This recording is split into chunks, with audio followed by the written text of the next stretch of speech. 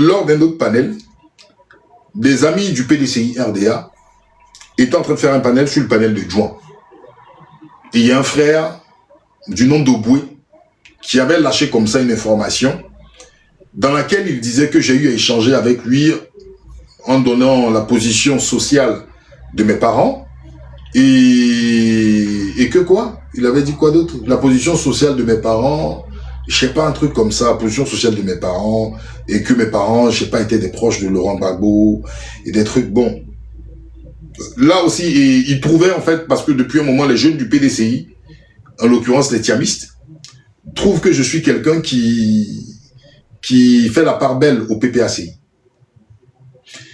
Vous savez, si le PPACI est dans la trajectoire de la façon dont je pense, pour moi, il est normal, d'accord, je sais pas, mais il a dit ça en tout cas. Je lui ai même posé la question en live, sur le live là, je lui ai dit de me donner des informations, il n'arrivait pas. Moi-même, je l'ai aidé, d'accord, en lui expliquant comment Korogo était constitué. Mais je lui ai dit malheureusement, mes parents n'ont pas travaillé que sous Laurent Gbagbo, depuis Houphouët-Boigny, mes parents ont eu à travailler. Bref, ce n'est pas cela le plus important, mais bon, le frère était convaincu d'avoir eu cette information de ma part. Je lui ai dit tout simplement que cette information n'émanait pas de moi. Peut-être il rêvait ou peut-être, je sais pas, il s'est trompé de personne, mais c'était pas moi. Mais pour venir en fait, d'accord, les gens aujourd'hui en fait, d'accord, surtout la jeunesse tiamiste, il faut comprendre quelque chose. Un homme, en termes d'analyse, on ne peut pas en fait satisfaire tout le monde. On ne peut pas satisfaire tout le monde. Peut-être la différence, vous êtes des politiciens. Moi, je suis pas politicien. C'est-à-dire que si j'ai une façon d'analyser, de voir les choses à un moment donné précis, je resterai toujours d'accord, je resterai toujours fidèle à mes principes. Aujourd'hui, il s'avère que le PPACI, d'accord, a des idées qui convergent avec les miennes. Donc, quand je parlerai, je m'exprimerai, naturellement, on dira, ah, tiens, il est plus pro-PPACI. J'ai même vu le doyen Bétignon qui me traitait de socialiste. Je ne sais pas qu'est-ce qu'il entend par le socialisme. Si c'est le socialisme de la rue de Solferino, la gauche caviar, je ne suis pas quelqu'un de la gauche caviar. Donc, tu te trompes complètement. Et c'est pour cela que je vous disais que, pour comprendre, j'aime pas parler de moi à la troisième personne, pour me comprendre moi, si vous voulez vraiment me comprendre et me connaître, il faudra aller sur mes anciennes vidéos sur Facebook. Parce qu'aujourd'hui, vous voyez juste une facette de l'individu. Mais ça fait aujourd'hui bientôt 6 ans, 7 ans que je fais des vidéos. C'est vrai que je n'avais pas peut-être une large audience, mais ceux qui me connaissent, ils savent comment je pense. Donc je ne suis pas socialiste, je ne suis pas de droite, ça ne m'intéresse même pas. Parce que pour moi, les notions de droite et de gauche, véritablement en Côte d'Ivoire, pour moi en Afrique même, bon, ça n'existe pas. Parce qu'on a une façon à nous de faire la politique. Tu ne peux pas appliquer une politique de droite entièrement dans un pays colonial sous-développé qu'on appelle la Côte d'Ivoire. Houphouët-Boigny n'était pas quelqu'un de droite complètement. Il y a des postures qu'il prenait qui étaient à caractère protectionniste et même plus ou moins social. Donc, pour moi, voilà, ce sont des notions. Bon, vous êtes dans la politique, hein, donc vous êtes militant des partis politiques, vous avez vos façons à vous de penser. Mais quand tu connais la réalité, la structure, tu es un bon BT, tu es un homme noir, tu sais que la gauche et la droite, t'en as rien à foutre. Dans nos pays, là, quand on fait quoi gauche-droite? Donc, il faut quoi gauche-droite? Donc, ça serait quand même bizarre que tout le monde m'apprécie. Et moi, je ne cherche pas à gagner la sympathie de tout le monde. Je viens, je finis de dire mes choses, je dis ce que j'ai à dire, je fais ma caméra, je dis merci à tout le monde, je m'en vais. Donc, sur une émission de télé, on peut ne pas t'apprécier comme on peut t'apprécier. Donc, ça c'est normal, hein, c'est dans le monde, on peut pas aimer, voilà, c'est pour ça que les politiciens souvent jouent la comédie pour plaire aux gens, pour séduire. Sinon, on peut pas aimer, mais ceux qui sont croyants là même, là, est-ce que leur Dieu là, on aime leur Dieu? Donc, c'est pas tout le monde qui aime leur Dieu, il y a des gens qui font même le culte de l'autre, de l'ennemi. Où est-ce que je veux dire? Donc, c'est très important. Maintenant, je vais mettre le pied dans le plat. Je vais commencer même par une première vidéo, qui n'est pas, qui va par la suite rentrer dans les thèmes,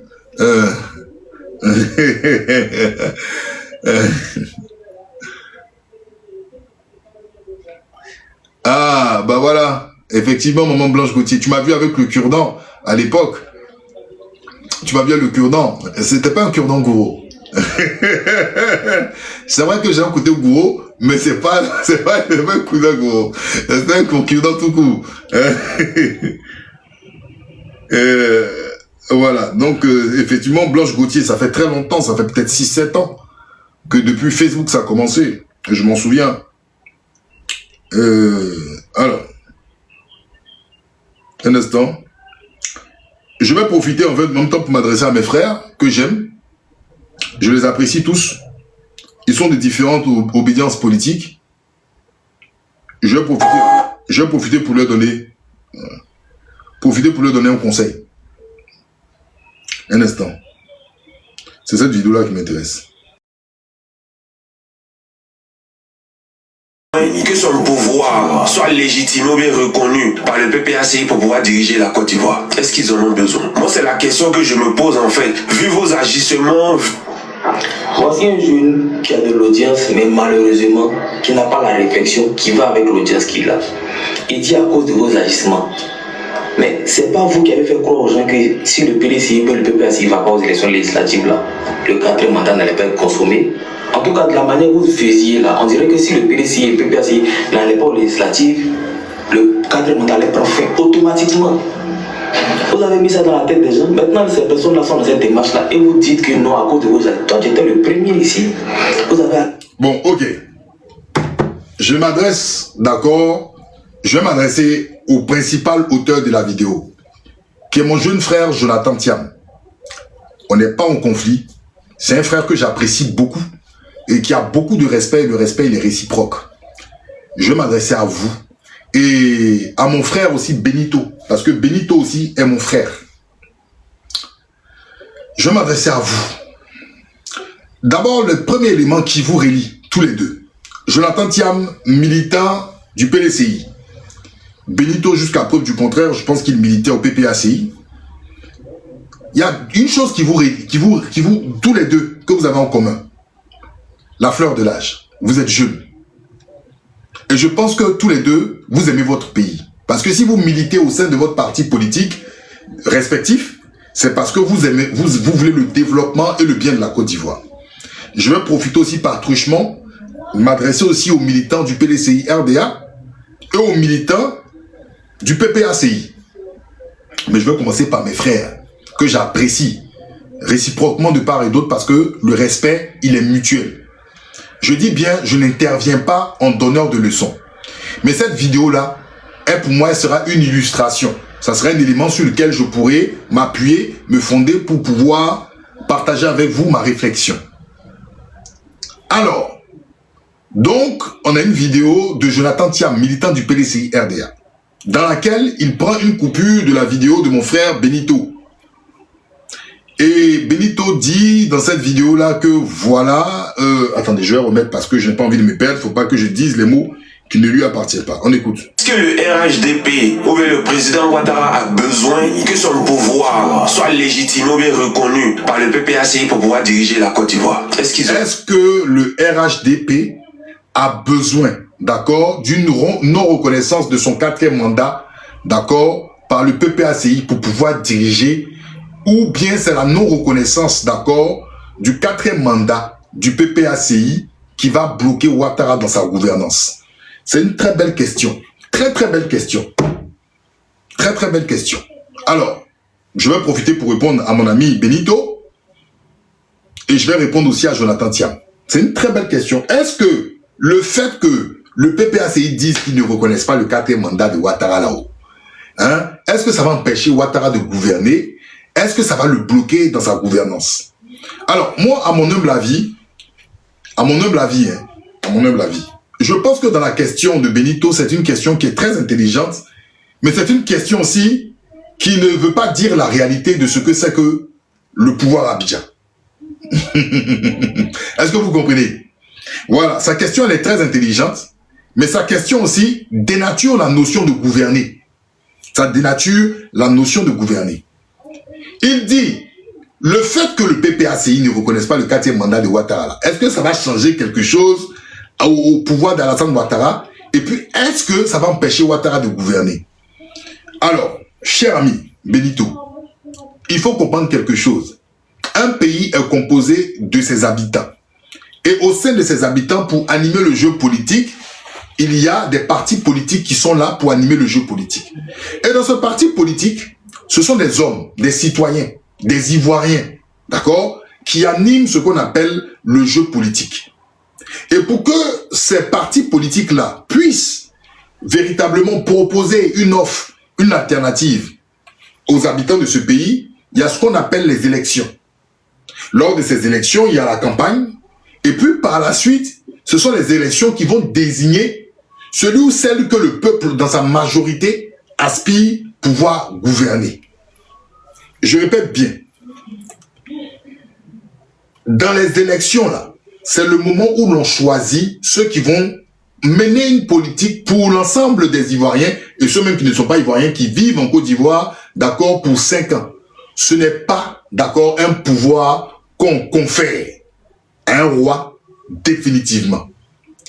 Alors, dans ta réplique, il y a 2 choses que je ressens.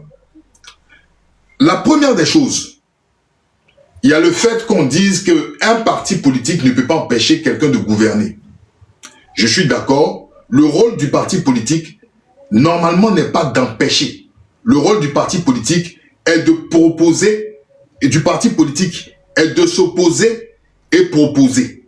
On est d'accord? Mais quand il dit, est-ce qu'ils peuvent empêcher? Est-ce que ça va impacter? On sent une réalité qui est cachée. C'est la capacité d'impuissance. Voilà. C'est la capacité d'impuissance. C'est la résignation. C'est-à-dire que si Ouattara aujourd'hui s'assoit, on monte en descend, on ne peut rien faire. En fait, en gros, pour moi, ce n'est pas forcément ce qu'on appelle, à titre personnel, être pragmatique. Ça s'appelle de la résignation. C'est-à-dire, on est devant le fait accompli. Faisons le désirata de ceux qui sont là. Et puis, on va pouvoir s'asseoir, vivre dans cela. Mais est-ce que ça va durer jusqu'à quand? Ça durera 5 ans, 10 ans, 20 ans, 15 ans, 25 ans, 30 ans, 50 ans? Est-ce que c'est ce que l'on veut? Est-ce qu'on en a décidé aujourd'hui de déléguer complètement la vie des Ivoiriens éternellement au RHDP? C'est la question. Parce que demain, oh là là, un instant s'il vous plaît. Demain, d'accord, où tu comptes, toi, investir, c'est-à-dire dans ce pays, tu comptes investir dans tes projets et autres, tu souhaites que c'est une seule équipe qui demeure à vie dans la gestion de la chose publique? Ou bien c'est juste une pause stratégique, on va se reposer, on va aller avec eux, on va faire tout ce qu'ils veulent, et puis on va rebondir plus tard. La question aussi, elle est intéressante. Mais sache que le fait de faire une pause, d'aller et de faire leur désir, eux, ils se prépareront parce que tu as déjà donné 20 ans, tu as déjà donné 15 ans, et ils voudront que leur gouvernance soit dynastique. D'accord? Être résigné ou mener le combat, c'est une question qui est essentielle. Être résigné, être dans la résignation, nous abandonnons complètement. Nous reconnaissons que nous sommes faibles. En politique, c'est-à-dire en démocratie, on ne peut pas admettre être faible. On peut juste tirer les conséquences de son échec, mais quand on parle de faiblesse, jusqu'à baisser les bras, et c'est-à-dire se dédouaner de son combat politique, c'est qu'on n'est plus en démocratie. C'est-à-dire qu'on est en face de quelqu'un qui usurpe par la force le pouvoir. Et nous n'avons pas cette même capacité de force, on abandonne complètement. Pour moi, il serait plus évident de dire, ces gens-là agissent pas en démocratie, ils n'agissent pas dans un combat qui est seulement politique. Nous avons affaire à un pouvoir qui est concentré sur l'armée, la police et la justice, et nous ne pouvons pas continuer le combat. Parce que nous n'avons ni armée, ni police, ni justice. Là, dans ce cas-là, je suis d'accord avec toi, cher ami. Mais malgré cela, même s'ils ont police, justice et armée, doivent-ils rester éternellement, en fait, à la tête de l'État ou au sein des institutions d'État? C'est la question qu'il faut se poser. Donc, pour moi, très cher Benito, la résignation n'est pas une meilleure solution. La résignation n'est pas une meilleure solution. La politique, d'accord, elle doit être vue d'une certaine manière. Elle doit être vue d'une certaine manière. Pourquoi je le dis? Vous savez, hier, j'ai vu des gens qui ont fait une capture d'une partie de l'émission que j'avais eue le lundi dernier avec mon doyen Jean-Paul Oro, où Jean-Paul Oro abondait dans ce sens-là. Dans ce sens-là, où il disait que oui, Emmanuel Aka, c'est-à-dire si Emmanuel Aka parle, ça veut dire que Gbagbo a parlé, il faut, voilà, aujourd'hui, il faut négocier avec les autorités. Et je lui ai posé la question. Est-ce qu'on peut négocier avec une autorité dont on ne reconnaît pas le pouvoir? Il m'a dit c'est impossible. J'ai dit ok. Je lui ai donné l'exemple du Forum de la Réconciliation Nationale. En 2001, on a organisé un Forum de la Réconciliation Nationale en Côte d'Ivoire qui avait lieu entre octobre et décembre. Et lors de l'intervention du président Laurent Gbagbo, il faisait cas d'une sollicitation émanant d'un de ses camarades, c'est-à-dire quelqu'un qu'il a connu, M. Fanny Ibrahima, maire de Bouaké, RDR, qui à l'époque avait sollicité le président Laurent Gbagbo pour l'établissement d'un certificat de nationalité pour le compte de M. Alassane Dramane Ouattara.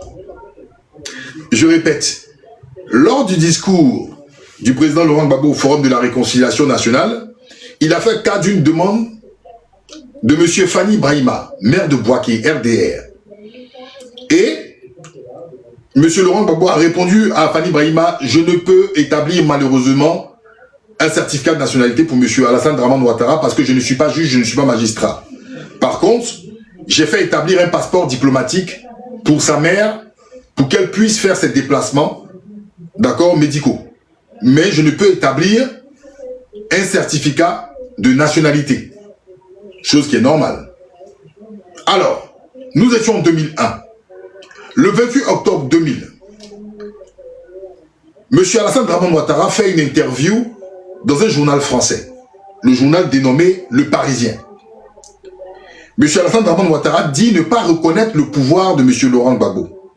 Parce que Laurent Gbagbo, pour lui, n'est pas quelqu'un de l'élu et les conditions de désignation de sa candidature, d'accord, par la Cour suprême, d'accord, était une forfaiture de manipulation. Il était inconcevable pour lui que sa candidature soit rejetée et que la candidature d'Henri Konan Bédié, d'accord, soit également rejetée. Il fallait reprendre les élections. Il demandait une aide de l'ONU, de l'Organisation des Nations Unies, de la communauté internationale pour qu'on puisse refaire ces élections. À partir de ce moment, il disait que M. Laurent Gbagbo était un président de fait, un chef d'État de fait, et qu'il ne reconnaît pas son pouvoir. Mais ça n'a pas empêché M. Fanny Ibrahima de solliciter une intervention de Laurent Gbagbo qui était aux affaires. Est-ce que vous comprenez? L'histoire est têtue. Donc, on ne reconnaît pas le pouvoir de quelqu'un, mais on va lui demander l'établissement d'un certificat de nationalité. Où est le raisonnement qui semble fluide?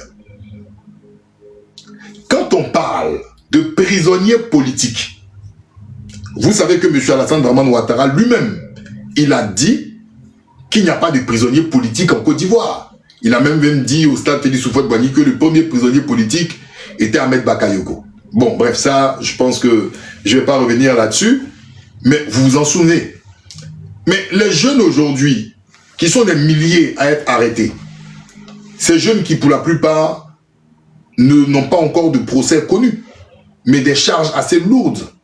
On dira des charges comme des atteintes à la sûreté de l'État, terreau et autres. Ces jeunes ne passent pas en procès. Donc, on va dire, bien évidemment, que ces gens-là sont comme des rançons, une rançon. C'est-à-dire, c'est une monnaie, une pièce d'échange pour discuter. Il y a deux versions aujourd'hui qui sont là. C'est-à-dire qu'on accuse l'opposition d'avoir fait sortir les enfants des gens. C'est une version qui est distillée un petit peu partout et qui commence à contaminer l'état d'esprit des Ivoiriens. Et puis, il y a bien évidemment ces jeunes-là qui sont livrés à eux-mêmes, qui sont le fait d'être désignés comme des gens qui ont empêché certains Ivoiriens de voter. Ces jeunes, avant toute chose, sont les Ivoiriens, connaissent le droit, c'est-à-dire la constitution ivoirienne, et ils étaient contre le 4e mandat qui est illégal. C'est un fait. Ils sont issus de différents partis politiques, d'autres n'ont pas de parti politique. Donc je peux comprendre le dépit de certains frères. Je pense à Ibrahim Zigui. Je pense au jeune Emeric du PDCI RDA. Et plein d'autres jeunes. Blaise Lasme, Damana Pika. Ils sont nombreux, d'accord, aujourd'hui, à être enfermés. Mais il faut avoir une pensée. Mais il faut avoir une pensée aussi, d'accord, qui semble juste une pensée une pensée de justice. Une pensée de justice. Cette pensée de justice n'est pas seulement de dire, oui, on sait qu'ils souffrent, ça, ils souffrent. Et nous n'avons pas expérimenté les souffrances atroces de la prison. Moi, en tout cas, je ne l'ai pas encore expérimenté. Donc, j'imagine, mais je ne le vis pas dans ma chair. Donc, on va gardé un peu de pudeur. Mais est-ce que ces gens-là méritaient la prison? C'est ça la question. Est-ce qu'on peut dire qu'Ibrahim Zigui mérite la prison? On peut dire que Emeric du PDCI mérite la prison. On peut dire que Blaise Lasme mérite la prison. Qu'ont-ils fait réellement? Et puis on ne peut pas en fait d'accord désigner la date de leur procès. C'est la question qu'il faut poser. Donc pour ma part, ils sont compris en otage. Et comme on n'a pas de moyens de recours, on est obligé aujourd'hui de faire des salamalek. Pour moi, j'appelle ça des salamalek. Sinon, dans un état normal, qu'ont-ils fait si on dit qu'il n'y a pas de prisonniers politiques en Côte d'Ivoire? Si ce sont des terreaux, exhiber les faits qu'ils sont des terreaux. Donc, moi, je ne vais pas rentrer dans cette complaisance-là pour dire, Papa Ado, pardon, parce que tu es le plus fort. Si je le dis aujourd'hui, l'Alévin qui est là aujourd'hui, le Magouya qui est là aujourd'hui, qui me fait peur, mais demain, s'il est dans Anaconda, je suis foutu, parce que c'est ma famille qui va manger, c'est moi qui va manger. Donc, il ne faut pas entretenir, d'accord, quelque chose qui semble injuste et limite monstrueux, parce que on ne voit pas demain. Imaginons que nous sommes dans le parti unique. Ces gens-là règnent complètement comme dans une monarchie. Mais tu as quel moyen de recours pour te plaindre? C'est-à-dire, dans ta frustration, tu vas vouloir te plaindre, mais tu ne peux pas te plaindre parce que tu as déjà demandé pardon. Donc, tu as en même temps accepté ce forfait-là qui est là. Pas plus tard qu'il y a quelques heures, j'étais sur un panel où, je crois, c'est Dr Black qui évoquait le cas des planteurs en Côte d'Ivoire. Le cas des planteurs de café-cacao, les gens de la filière café-cacao. Mais figurez-vous que c'est cette même filière café-cacao là qui est partie donner 50 millions à Alassane Dramane Ouattara. 50 millions à Alassane Dramane Ouattara pour sa candidature. C'est-à-dire au moment où les planteurs pleurent, il y a un groupe de planteurs qui va au nom des planteurs de café-cacao donner 50 millions. Mais aujourd'hui, la filière elle pleure. J'ai pour preuve... Attendez, il ne faut pas que je me perde. D'accord, un instant, je vais vous montrer un élément. J'ai pour preuve, un instant, voilà, je vois cet élément-là. Voilà. J'ai pour preuve ça.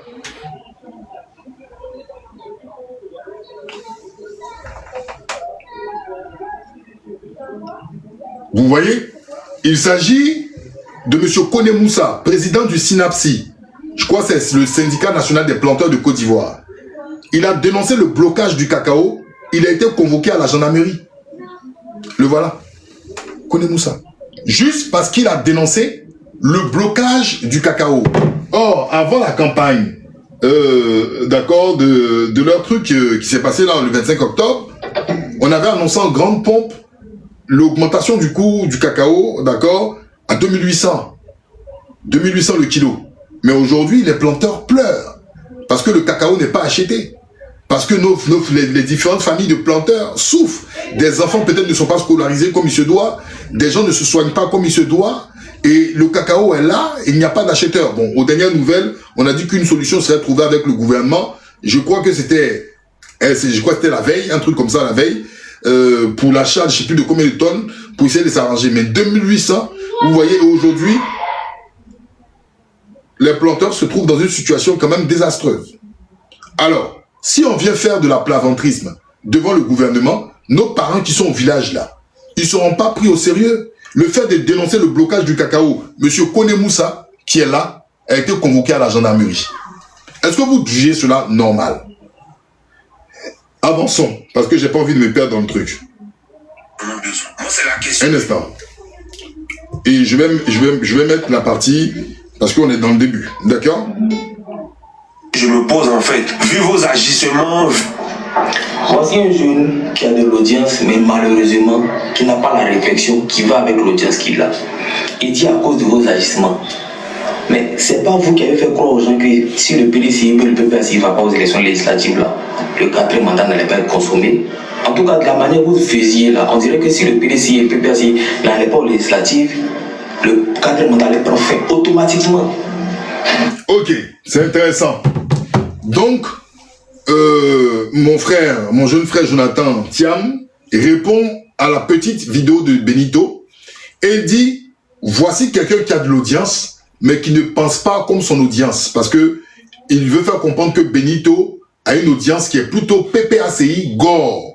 Et vous savez que les Gore n'ont pas envie d'entendre quelque chose, quelle que soit une élection ou quelque chose qui est en accointance avec Ouattara. Et donc lui, il réplique, il dit, il veut faire comprendre, si j'interprète, hein, d'accord, c'est dire, s'il veut faire comprendre, il dit en fin de compte que cette lutte, ce refus de reconnaître ce 4e mandat est inutile.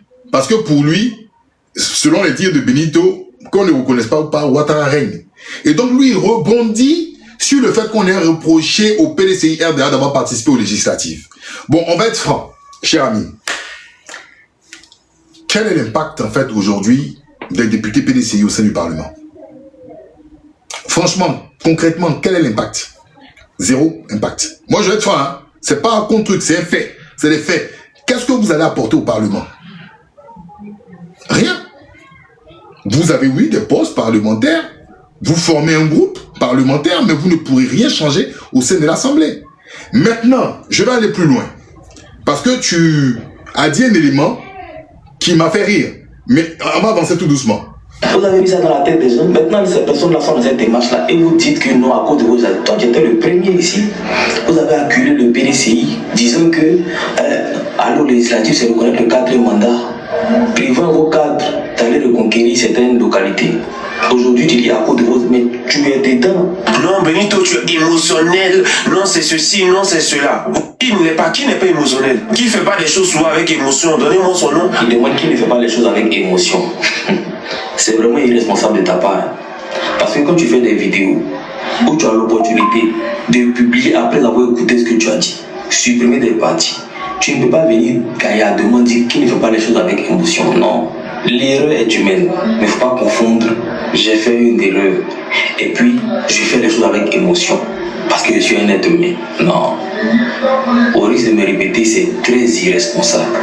Alors, mais allumez vos caméras aussi, faites-le à visage découvert, et puis continuez dans cette belligérance inutile là qui ne sert à rien. Continuez, on va voir ce que ça va apporter. Vous pensez que c'est en voyant une vidéo que le président Ouattara va démissionner, il va dire, oh la tête, j'ai mal à la tête, je démissionne, mais je quitte le pouvoir, mais je ne termine pas ce 4e mandat. Vous aussi, vous avez constaté que la belligérance, là, il n'y a rien dedans.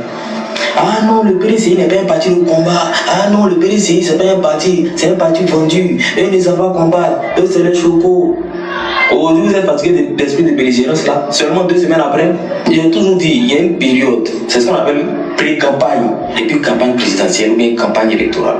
On est vraiment dur dans les critiques, parce qu'on veut faire passer notre candidat, oui.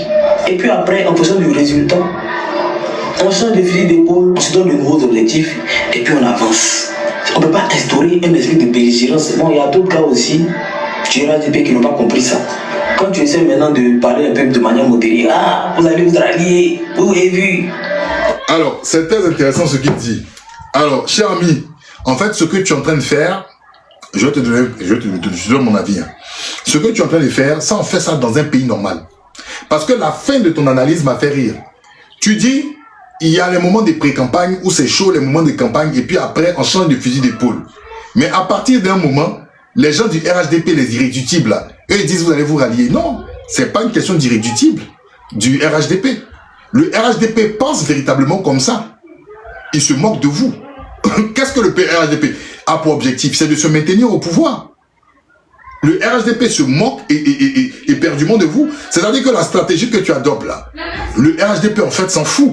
En gros, ce que tu reproches, c'est-à-dire que l'inutilité que tu penses que le PPACI a comme résultat, c'est cette même inutilité que tu as aussi même en faisant semblant de participer à quelque chose.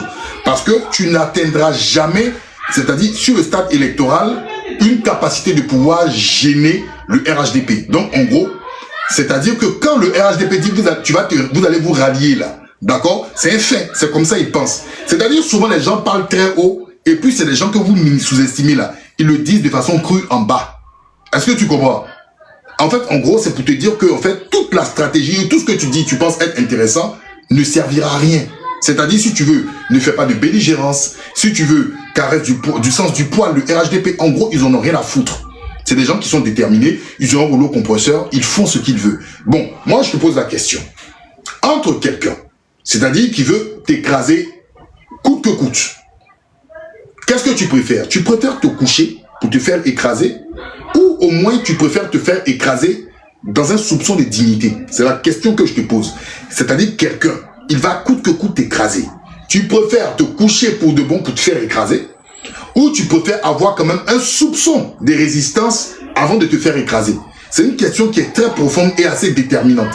Parce que, en fin de compte, tu déploies des stratégies, mais ça ne servira à rien. Tu ne gagneras absolument rien. Il faut qu'on soit clair. Et je vais répéter, je l'ai dit dans l'émission dans laquelle j'ai eu affaire cet après-midi, j'ai fait référence à une parole de Charles Konan Banny. Et je vous invite, vous, jeunes militants du PDCI, à méditer là-dessus. Alassane Ouattara ne reconnaît que l'amitié en termes de soumission. C'est quelque chose qui est très profond. Je répète, je vais le dire 3 fois. Alassane Ouattara ne reconnaît que l'amitié en termes de soumission. 1. Alassane Ouattara ne reconnaît que l'amitié en termes de soumission. 2. Alassane Ouattara ne reconnaît que l'amitié qu'en termes de soumission. Si tu as compris cela, ça veut dire que tu ne pourras jamais reconquérir des zones comme tu le penses. Maintenant, la question que je peux poser aussi qui est très intéressante. Effectivement, Bredoumi, miraculeusement, a été élu.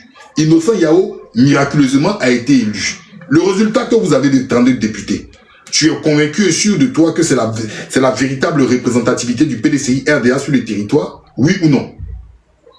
Est-ce que tu es d'accord, toi, jeune militant du PDCI RDA, sur les 32 députés que vous avez là? C'est le véritable poids que vous représentez en Côte d'Ivoire? Ou bien tu te dis qu'il y a eu franchement des irrégularités, ou il y a eu des... Ça, c'est une question que je vous pose. Hein. Est-ce que les 32 députés que vous avez eu là, aujourd'hui au Parlement, là, vous êtes sûr que dans le poids que vous pesez, vous, PDCI RDA, parti historique de la Côte d'Ivoire, comme vous le chantez tous les jours, vous êtes sûr que vous pesez que 32 députés en Côte d'Ivoire? Vous ne pesez pas 32 députés. Mais pourquoi vous avez eu que 32 députés? Voici une question que je vous pose. Réfléchissez là-dessus. Réfléchissez. C'est-à-dire que 32 députés. Vous-même, vous êtes convaincu au fin fond de vous que vous ne représentez pas 32 députés. Mais qu'est-ce qui fait que vous avez 32 députés? Pourtant, vous avez changé de fusil d'épaule. Vous n'êtes plus dans la belligérance comme le PPACI. Mais on vous impose un nombre de députés. Qui impose ce nombre de députés? Qui donne ces députés? Puisque toutes les institutions fonctionnent. Et vous avez compris la manière d'être vraiment un citoyen, d'être vraiment un joli citoyen. Qu'est-ce qui se passe? Pourquoi vous avez 32 députés? Je crois que des recours, vous avez même eu à faire des recours, ils ont balayé du revers de la main vos recours. Pourquoi? Pourquoi 32 députés? Or, vous ne pesez pas 32 députés. Qu'est-ce qui vous garantit demain si on vous dit, vous avez 19 députés, or vous ne représentez pas 19 députés? Donc, quelle est ta stratégie, d'accord, pour pouvoir court-circuiter le système, comme mon ami Dewey a mis le commentaire, d'accord? Comment vous allez faire? C'est ça la question. Parce qu'on va aller dans les questions de fond. Parce que ton narratif est très joli. Vous savez, moi je vous dis quelque chose. Ne pensez pas que vous êtes plus malin que tout le monde. Hein?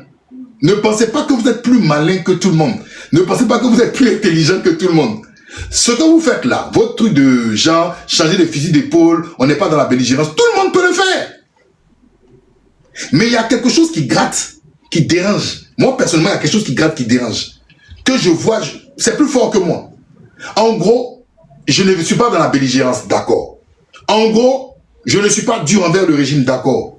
Mais je fais la politique. Pourquoi? Je fais la politique, pourquoi? Donc, en fin de compte, je serai un éternel suiveur. À condition, comme on le dit dans les livres bibliques, qu'un char de feu descende, comme sur le cas d'Élysée, et je crie Élie, Élie, pour qu'il y ait un miracle en Côte d'Ivoire. Sauf miracle, hein. Faites toutes les stratégies que vous voulez, sauf miracle. Vous savez pourquoi on revient encore au point initial, d'accord? Vous savez pourquoi on revient au point initial? Parce que ceux qui sont en face, ils ne vont jamais vous entendre.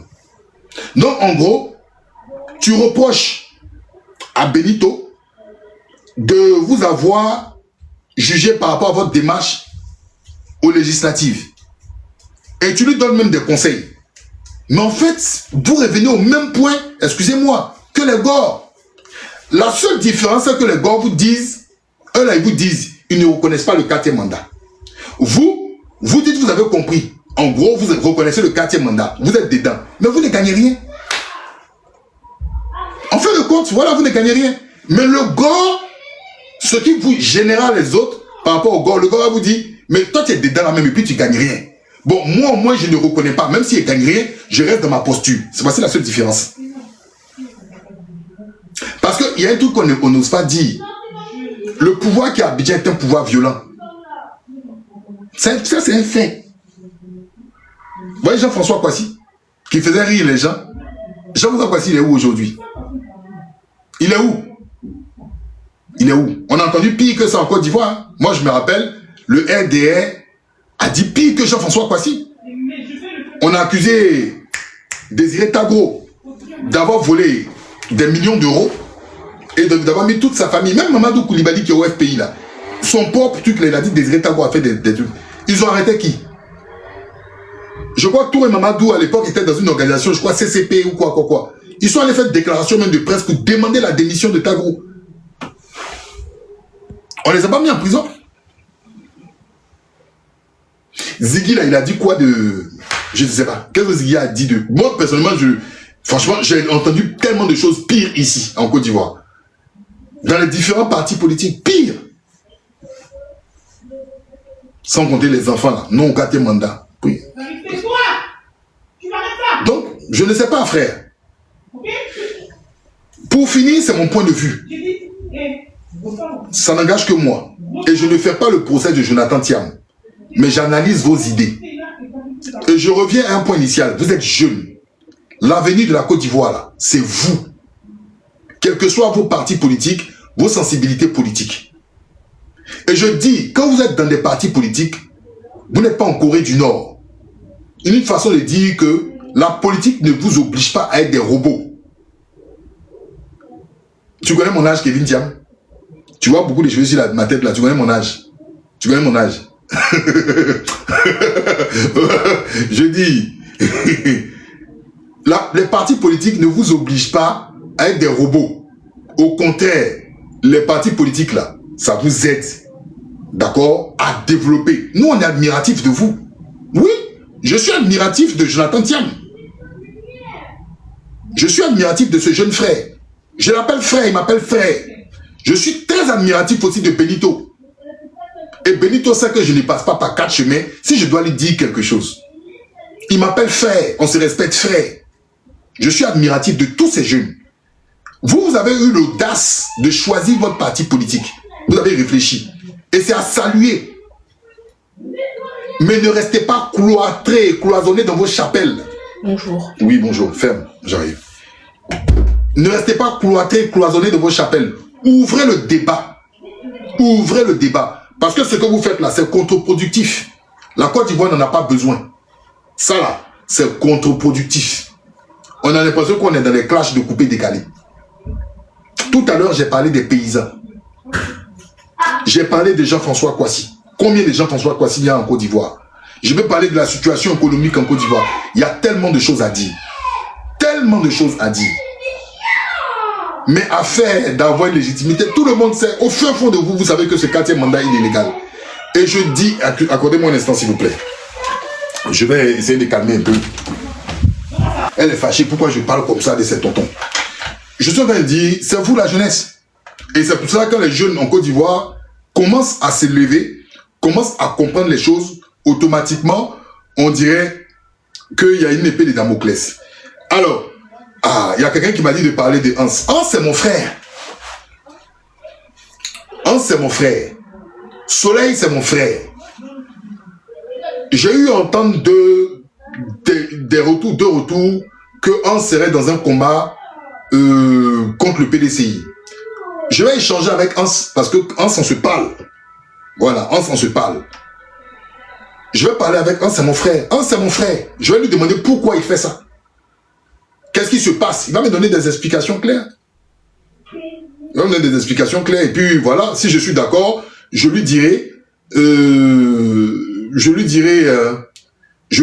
si je suis d'accord ou pas. Mais on se dit les vérités, Hans et moi. C'est pareil pour Soleil, hein.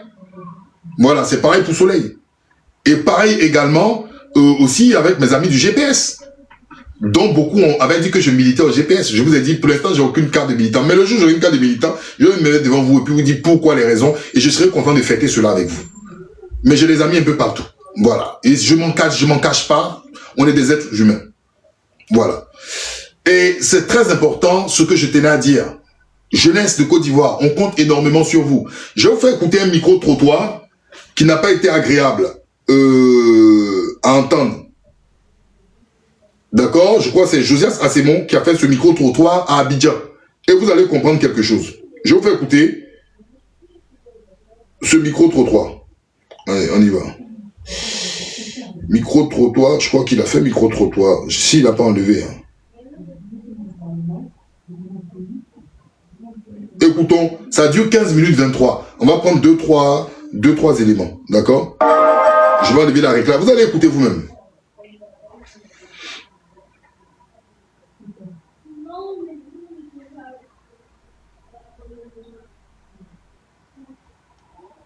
On t'envoie en prison, vraiment c'est pas... Écoutez. On peut plus s'exprimer, c'est vraiment dommage. Oui, moi c'est M. Birba Abdrahim. Je suis le responsable de la gare.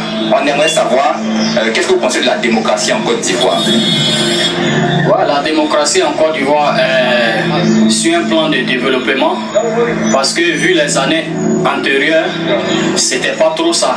On parlait de démocratie, mais on constatait que non, c'était pas réellement de la démocratie. Mais avec l'arrivée du président Ouattara, vraiment, on est rentré dans la phase de la démocratie et au fur et à mesure, vraiment, on constate que non. Alors, en fait, c'était là, c'est là. C'est au milieu, en fait. Donc, je vais remettre un peu au début. Vous allez écouter. Écoutons, hein, vous allez écouter. On va écouter cet élément-là, vous allez voir. Est-ce que vous pensez qu'on peut s'exprimer librement en Côte d'Ivoire? Non, on peut pas. Il n'y a pas de démocratie en Côte d'Ivoire. Ça là. La démocratie déjà en Côte d'Ivoire, c'est que le nom, c'est que le mot. Ouais, la démocratie en Côte d'Ivoire est sur un plan de développement. Aujourd'hui, nous avons décidé de sortir. Nous sommes dans les rues d'Abidjan. L'objectif, il est simple. C'est simplement prendre l'avis des citoyens ivoiriens sur l'état de la démocratie. Qu'est-ce qu'ils pensent de la démocratie? Pour eux, les choses ont changé, quelque chose a changé. Qu'est-ce qui ne va pas? Quel est le problème? S'il y a un problème, et si la démocratie est bonne, vous ne pas dire va bien, qu'en est-il à la réalité en Côte d'Ivoire? Donc, aujourd'hui, on ne va pas faire une vidéo à la maison, on va faire une vidéo dehors avec l'avis des Ivoiriens. On va donc poser 2-3 questions et vous allez voir la réaction de vos chers concitoyens. L'objectif de ce micro-trottoir, c'est de vous produire une vidéo où les Ivoiriens s'exprimeront sans filtre.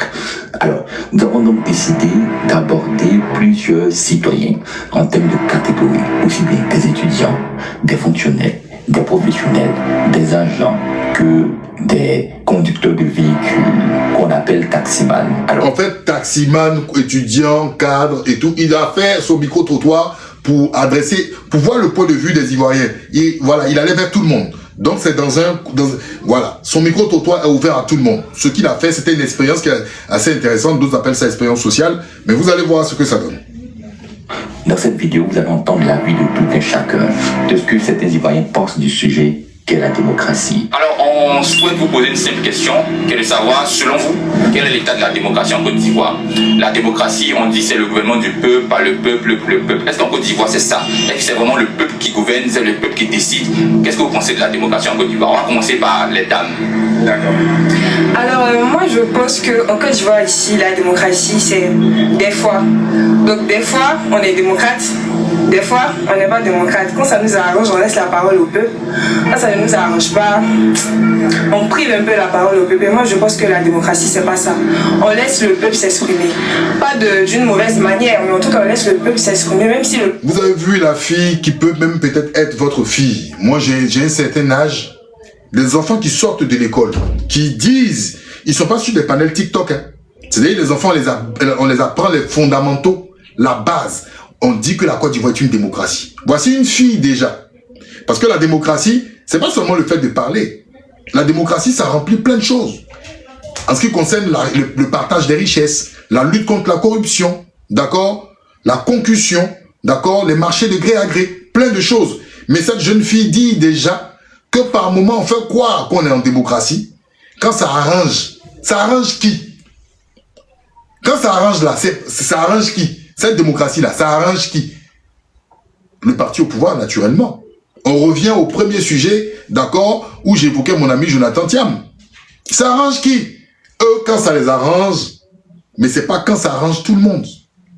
Et c'est une jeune fille qui va à l'école, qui elle-même doit espérer en son pays, qui doit espérer en la Côte d'Ivoire. Mais déjà, elle est déjà désespérée. Vous sentez de l'amertume dans ses dires. Mais un enfant qui va déjà à l'école, qui doit être rempli, parce que quand on parle de jeunes enfants, de jeunes filles, c'est ceux-là, quand on les voit, on dit, ils rêvent. Mais déjà, c'est une jeunesse désabusée. Voici le fait. Ne dites pas qu'il est parti choisir sa petite sœur, ne dites pas qu'il est parti choisir quelqu'un qu'il connaît. Il a dit lui-même sur la base de ses dires qu'il est parti dans la rue et là, il interroge des jeunes Ivoiriens qui sont peut-être nos enfants. Mais regardez comment elle est déjà. Écoutons la suite. Je ne suis pas d'accord avec ce que les dirigeants veulent, je sais pas. Bon, la démocratie déjà en Côte d'Ivoire, c'est que le nom, c'est que le mot. Elle n'est pas appliquée. Parce que vous nous l'avez expliqué. La démocratie en Côte d'Ivoire, ce n'est que le nom. Ce n'est que le mot. Sinon, ce n'est pas appliqué. Bon, vous voyez tout à l'heure quand j'étais en train de dire, quand mon ami Jonathan Thiam dans sa vidéo disait, ce n'est pas la belligérance en Côte d'Ivoire. Ce n'est pas la belligérance en Côte d'Ivoire. Il faut changer de fusil d'épaule. Je lui ai dit, l'énergie et la stratégie que tu vas développer là, tu vas venir rejoindre ceux qui ne veulent même pas être proches du gouvernement. C'est zéro. La fille a dit, en Côte d'Ivoire là, la démocratie, c'est le nom.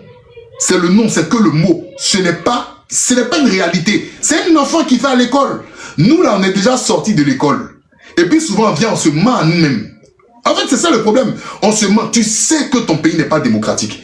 Tu sais que ton pays n'applique même pas en partie véritablement, j'ai dit même la moitié de ce que c'est que la démocratie. Il n'applique pas. Mais tu te mens. Parce que, effectivement, non, la petite, non, c'est pas une question des rambas. La petite, elle est sur la page qui est publique. Ils ont certainement accepté d'être affichés. D'accord? Il y a les commentaires. Mais toi-même, local, tu dis de ne pas mettre la petite dans ramba. Parce que ce que la petite a dit, c'est son point de vue à elle, hein, ça peut la mettre dans les problèmes. Tu trouves ça normal? C'est comme si quelqu'un, tu dis quelqu'un dans un pays où les principes démocratiques sont là, il dit que moi, je n'ai pas mangé cocotti.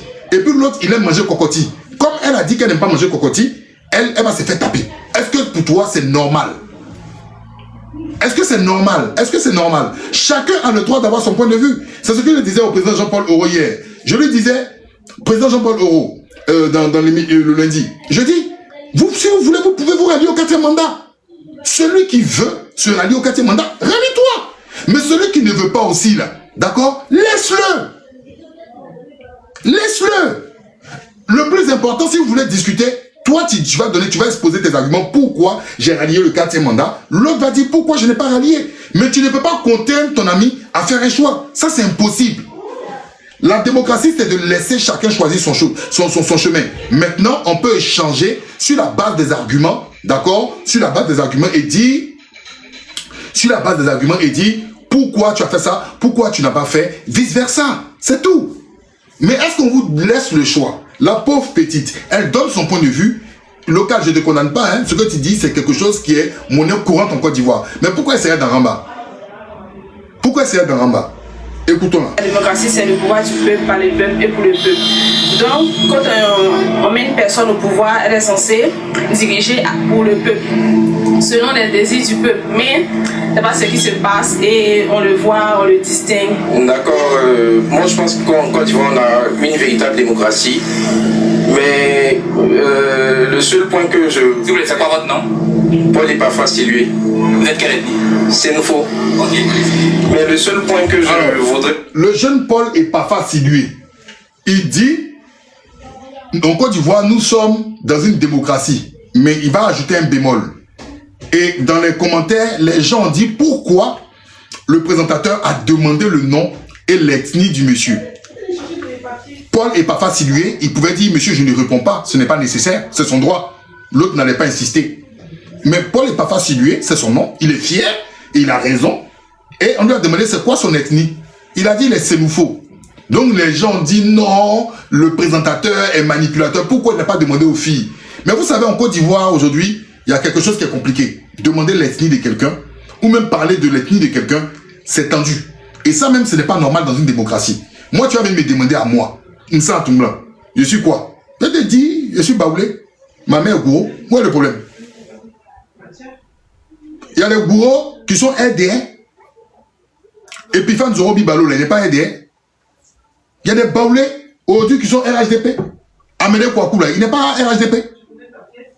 Mais on fait des...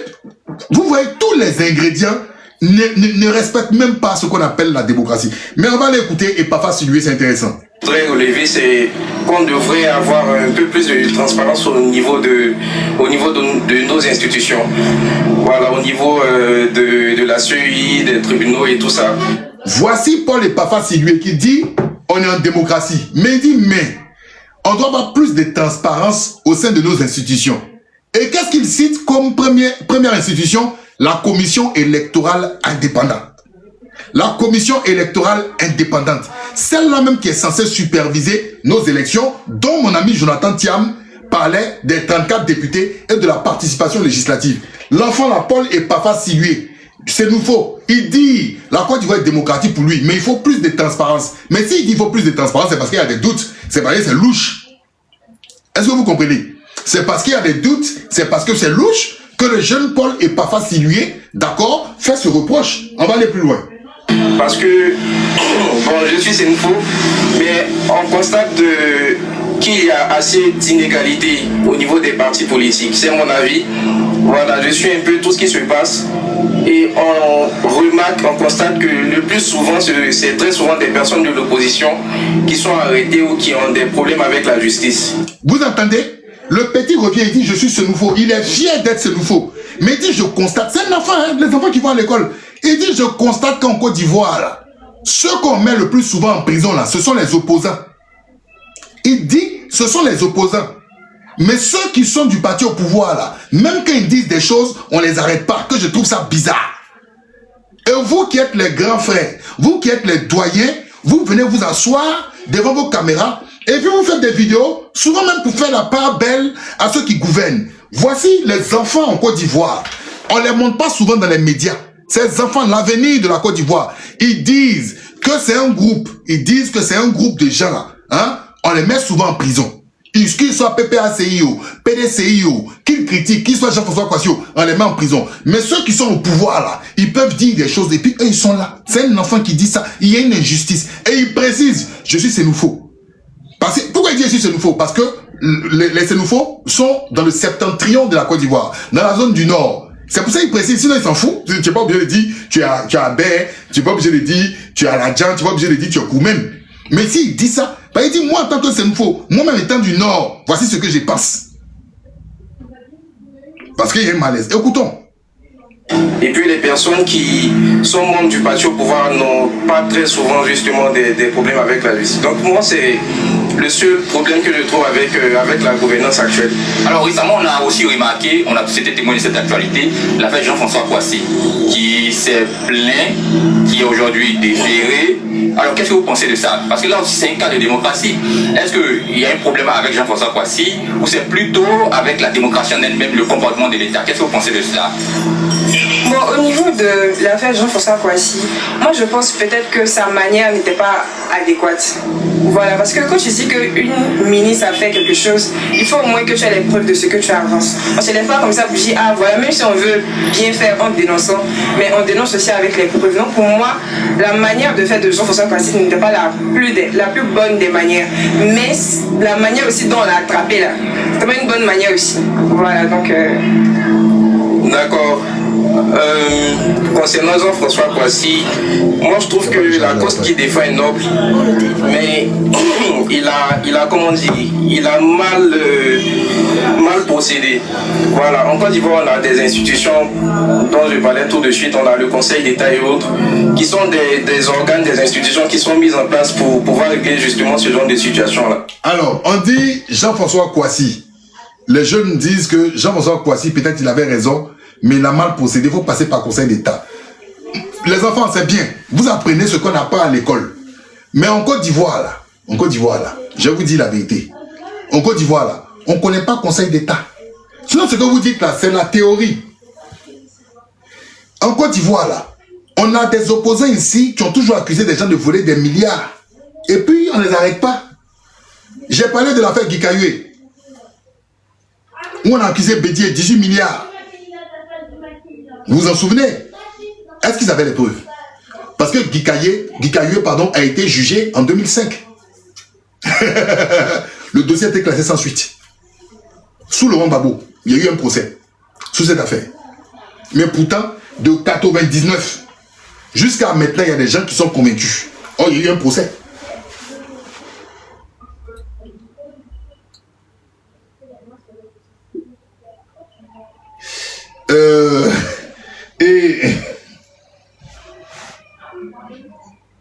Alors, un instant. Hein. Un instant. Un instant.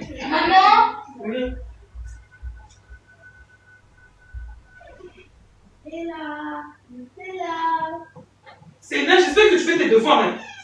Alors, et on a eu aussi pour l'affaire Désiré Tagro, excusez-moi. On a eu pour l'affaire Désiré Tagro. Il y a eu un procès. Non. Mais des gens ont demandé la démission. Et ils n'ont pas été arrêtés. Bon, c'est Jean-François Kwassiou. On m'a dit quoi? Mais les enfants, vous avez raison. Conseil d'État, tout ça. Mais sinon, ça existe. Dans beaucoup de pays, c'était quand même un peu fort.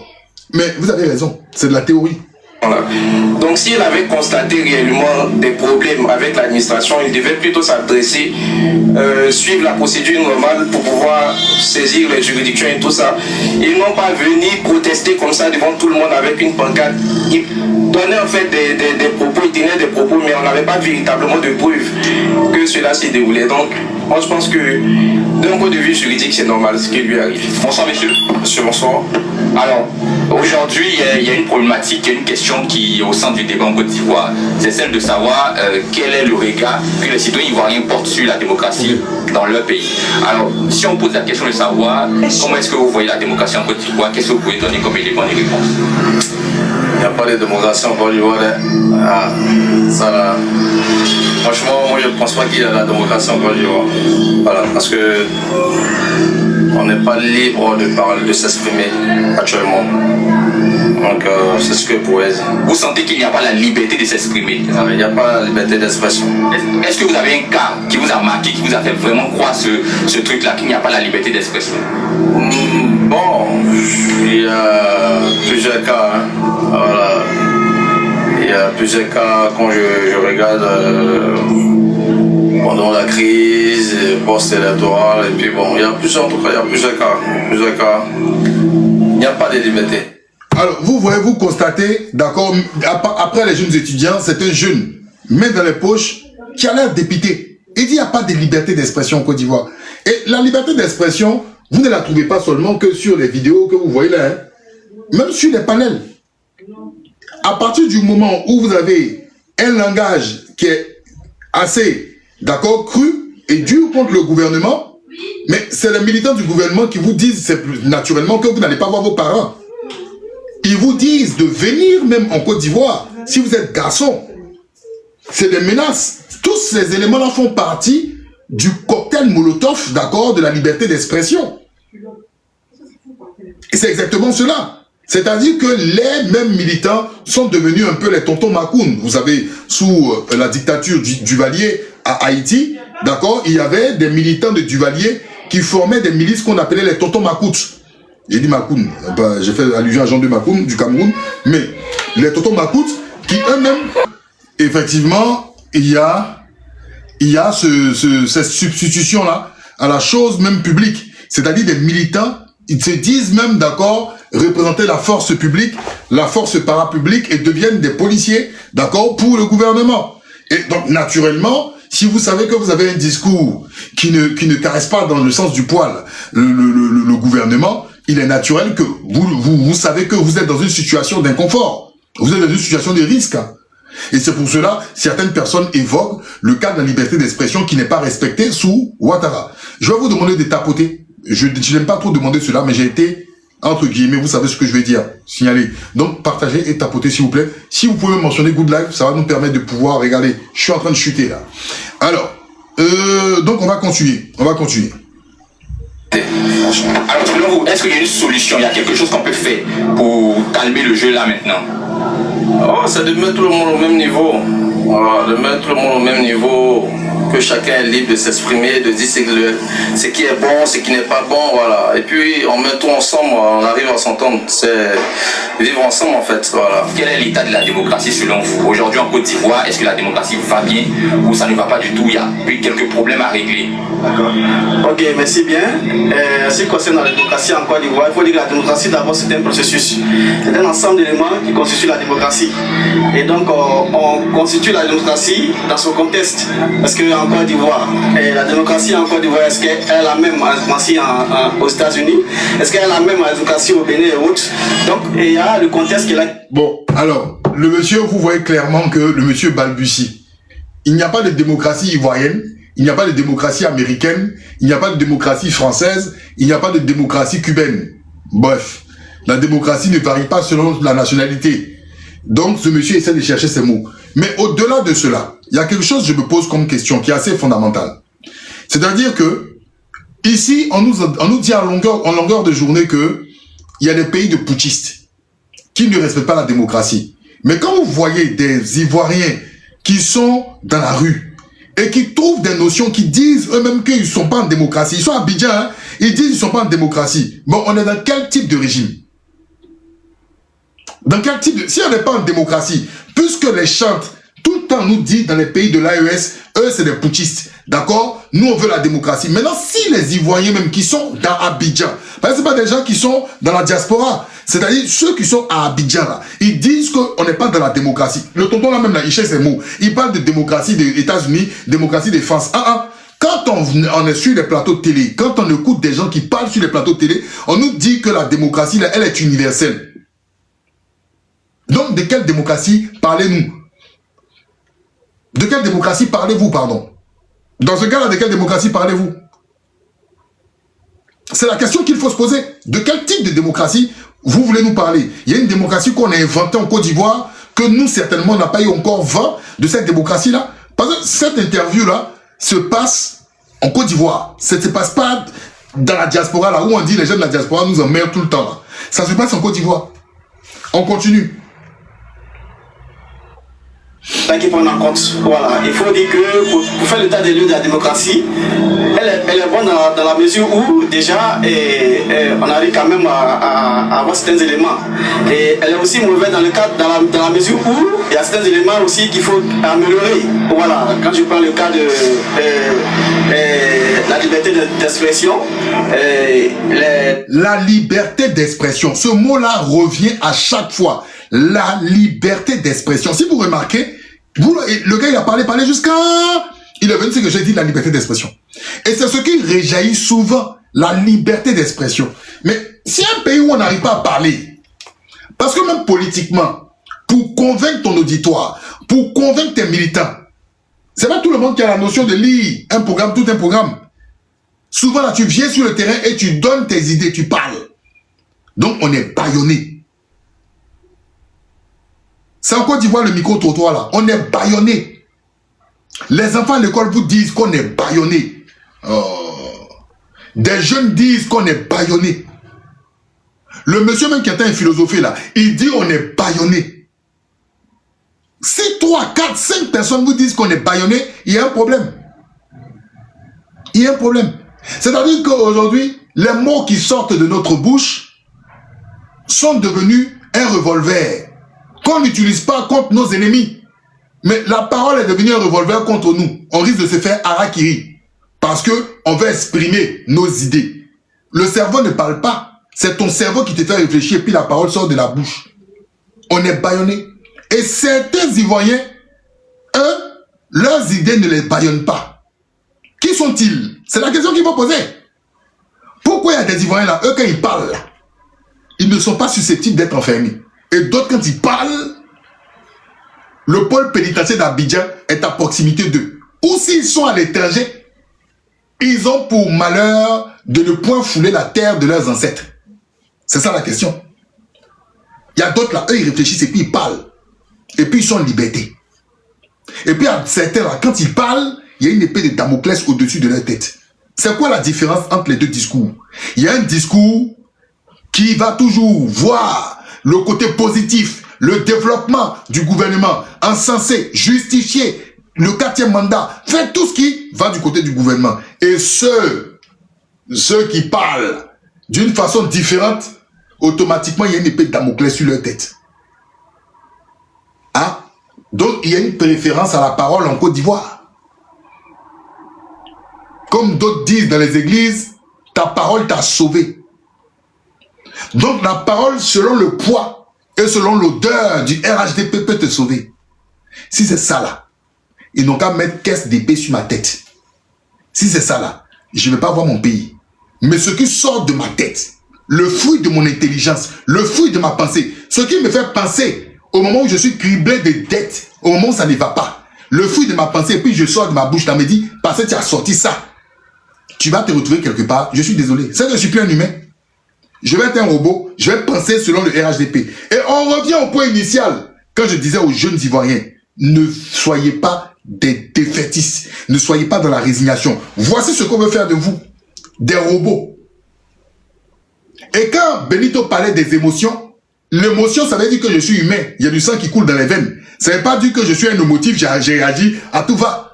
Non, parce que par tes émotions, tu peux te rendre compte que, Joe, à un moment, ça ne va pas. Je vais pas être comme un robot. À un moment, là, je suis obligé de parler. Voilà les émotions. Si tu dis que tu as la raison, tu es froid, tu es rationnel, mais tu vas te faire attraper quelque soit par tes émotions. Parce que ce que tu penses qui arrive aux uns peut arriver aux autres et à ta famille. Un gars pour rien vient prendre ta maman. Ou bien ton père perd son travail. Mon ami, même si ton cœur est dur, tu es rationnel là. À un moment là, tu vas agir à cause du tort qu'ils ont fait à tes enfants ou ils ont fait à tes parents. Donc, il faut faire attention. Et le malheur n'arrive pas seulement qu'aux autres. Le malheur aussi peut arriver. Tu vois une vipère. Cette vipère mord. Et tu vois cette vipère de loin. Si tu ne fais pas attention et tu ignores cette vipère, elle risque de devenir un anaconda qui va potentiellement t'avaler toi et tes enfants. C'est pour cela qu'il ne faut pas être dans la résignation. Et je félicite ces gens qui sont en Côte d'Ivoire, qui ont bravé et qui ont exprimé ce qu'il y a dans leur cœur. On va terminer cet élément-là. Les opinions sont vraiment de plusieurs niveaux, mais il faut quand même améliorer dans certains niveaux. Voilà, et ça, il faut tenir compte de certains aspects. L'aspect des réseaux sociaux, qu'il faut quand même tenir compte, parce que la liberté dans le passé n'est plus la même aujourd'hui. Avec l'avenir des réseaux sociaux, on concentre beaucoup plus de dérapage. Voilà, donc c'est ces aspects-là qu'il faut beaucoup plus prendre en compte. Voilà, sinon la liberté elle-même, elle est améliorée, mais il faut tenir compte aussi des nouvelles technologies et tout ça. Voilà, tous les réseaux sociaux. Le tonton dit la liberté d'expression est améliorée, mais il faut s'occuper des réseaux sociaux. Moi, je vais vous dire quelque chose, j'ai choqué. On nous a toujours dit, la politique est sur le terrain. Imaginez, il n'y avait pas de réseaux sociaux. Et Ouattara était là pendant 15 ans, là, c'est 15 ans. Imaginez, il n'y avait pas de réseaux sociaux. Imaginez, à un instant, il n'y avait pas de réseaux sociaux. C'est-à-dire, pour pouvoir t'exprimer là, il faut avoir la chance de t'exprimer peut-être sur un média télé, le média presse. Imaginez, il n'y avait pas de réseaux sociaux. Imaginez, il n'y avait pas de réseaux sociaux. Mais j'ai commencé ma vidéo là, à partir d'une vidéo TikTok de mon frère Jonathan Thiam. C'est réseau social. Jonathan Thiam s'est levé. Lui, ce que Benito a dit là, il a pris une partie, il a fait, puis il a monté son truc. Il est venu dire ses idées. C'est ça. Quand il dit, les réseaux sociaux là, c'est ça. Tu es d'accord, tu n'es pas d'accord. Lui, il vient, il fait son montage, il vient, il dit ce qu'il a dit.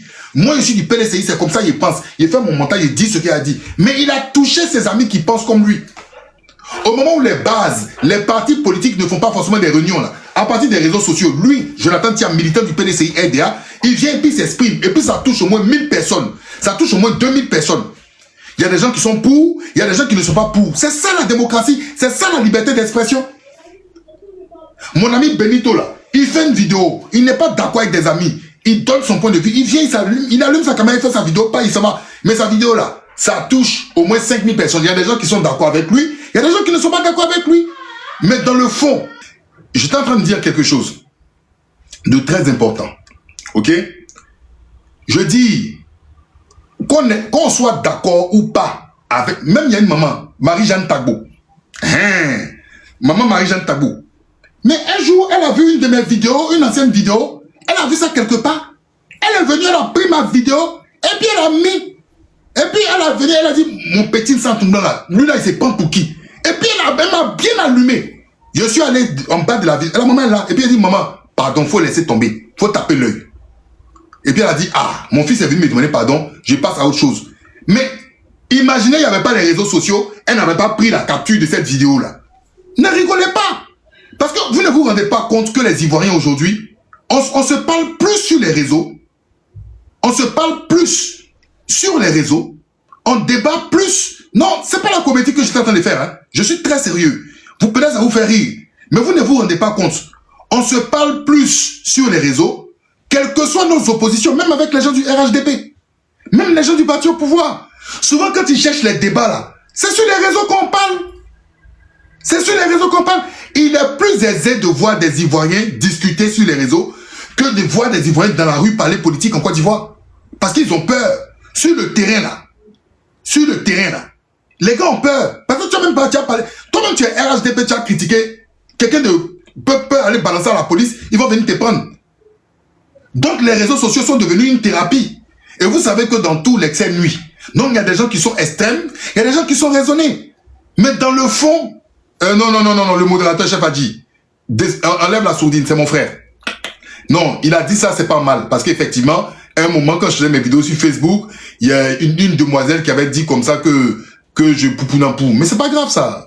Il faut le démuter, c'est mon frère, s'il te plaît. Chef a dit, c'est mon frère. Il était en train de juste rappeler ça. Faut pas, il n'était pas dans le but de m'insulter. D'accord? Voilà. Donc, c'est important. Même des gens même qui sont sur... Moi-même, aujourd'hui, j'ai la grâce, je l'ai dit, j'ai la chance de participer à la télévision. D'accord? Merci, chef Adji. De participer à la télévision. Mais je viens partager aussi. Là, je suis où? Je suis pas à la télé. C'est sur les réseaux sociaux. Je viens puis je donne mon point de vue. Donc, il y a cet aspect-là qu'il ne faut pas négliger.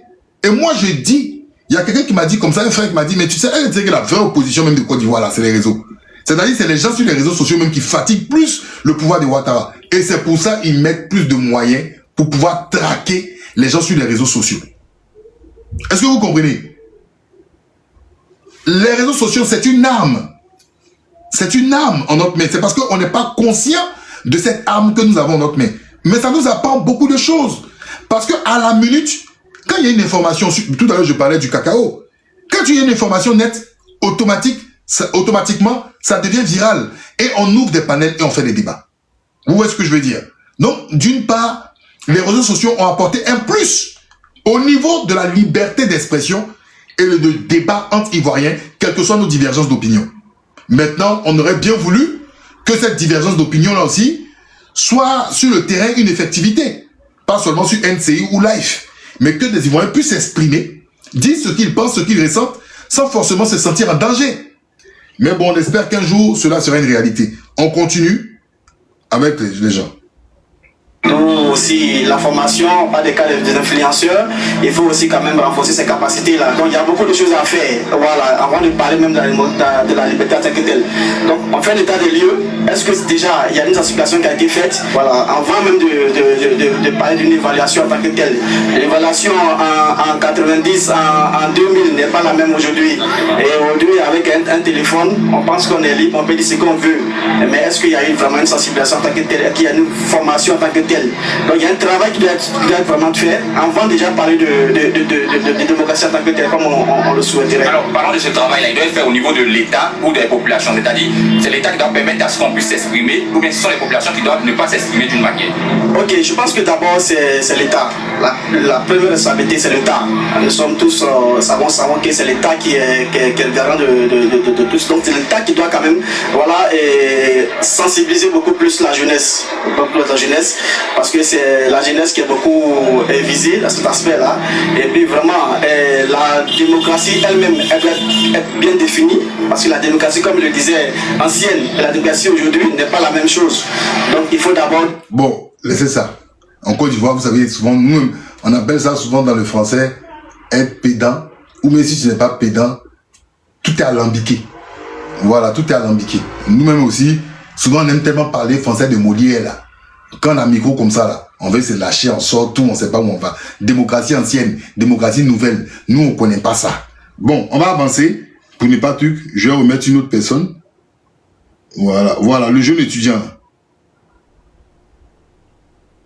Attends, je lisais. Vous êtes étudiant? Oui, étudiant. Deuxième année. HST. Alors, il y a une question qu'on pose tout à l'heure depuis un certain moment à beaucoup d'Ivoiriens. On aimerait savoir quel est l'état de la démocratie en Côte d'Ivoire. Quelle est l'analyse que vous faites? Comment est-ce que vous voyez la démocratie? La démocratie qui est censée être le gouvernement du peuple, par le peuple. Est-ce qu'en Côte d'Ivoire c'est le cas, selon vous? Bon, pour ma part, normalement la démocratie, comme vous l'avez dit, pour le peuple, par le peuple, bon, moi je me rends compte que tout le monde dit qu'on a un pays de démocratie, on est dans la démocratie, tout et tout, mais quand on regarde totalement, c'est pas totalement le cas en fait. C'est pas totalement le cas. Il y a d'autres, quand ils sont des... Vous avez entendu ce que l'enfant il a dit? C'est les étudiants, il est en deuxième année d'HST, je sais pas ce que c'est que HST, bon, je pense que c'est l'étude des grandes écoles là. L'enfant dit, on dit en Côte d'Ivoire qu'on a une démocratie. Mais quand on regarde dans le fond là, on n'est pas une démocratie. Donc si on n'est pas une démocratie là, nous sommes HSE, je connais pas. Je sais HSE c'est le nom d'une marque de rhum. Voilà, de bouteille de rhum. HSE c'est une marque de rhum, de bouteille de rhum, mais je savais pas que... Bon, bref. On n'est pas... Si on n'est pas une démocratie, on est quoi? Bon, on va avancer. Aisé, tout et tout, ils vont dire le pays avance, tout et tout, on est dans une démocratie, on fait telle ou telle chose. Mais quand tu poses le réel problème chez les jeunes, il y a un souci en fait. Les jeunes disent ah on n'arrive pas à faire tant, on n'arrive pas à s'en sortir ici, mais malgré les diplômes, malgré tant, on n'arrive pas à se trouver une brèche quelque part, tout et tout. Même quand on va avoir quelqu'un pour parler de ci, ça, même on va avoir les agences d'emploi, c'est un peu compliqué. Donc la démocratie peut-être, on peut dire sur 100%, il y a peut-être 70% qui diront que nous sommes dans un pays où la démocratie est quand même bonne. Il y a d'autres aussi qui diront que peut-être c'est un peu de 30%. Alors, il y a aussi...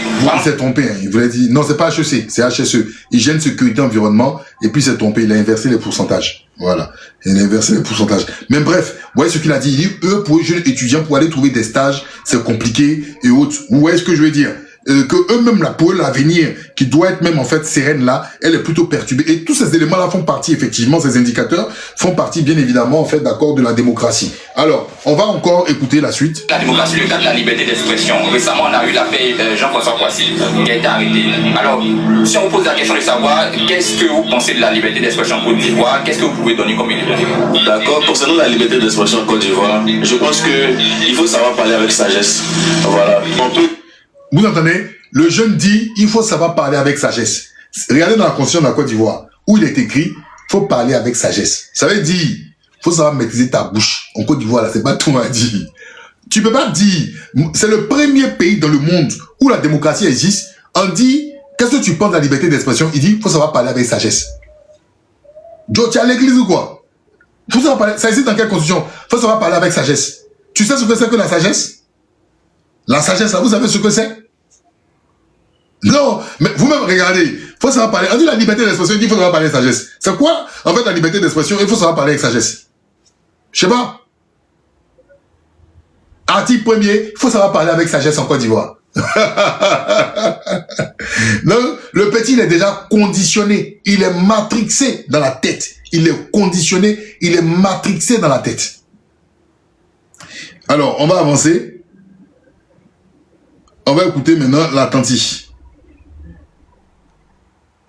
Certaines choses. L'état de la démocratie en Côte d'Ivoire, vraiment, c'est un peu... Ça va pas, quoi. Est-ce que vous pensez qu'on peut s'exprimer librement en Côte d'Ivoire? Non, non, on peut pas. C'est d'autant période que quoi, on peut pas. Parce que quand tu dis même un petit truc, une vérité, on t'attrape, on t'envoie en prison. Vraiment, c'est pas... Quand tu dis une vérité, on t'attrape, on te met en prison. Donc, faut mentir en Côte d'Ivoire. Faut dire ce qui n'en est pas. Selon la tante, hein. D'accord? Selon la tante. Elle dit on peut pas dire... Attendez, je vais mettre la partie.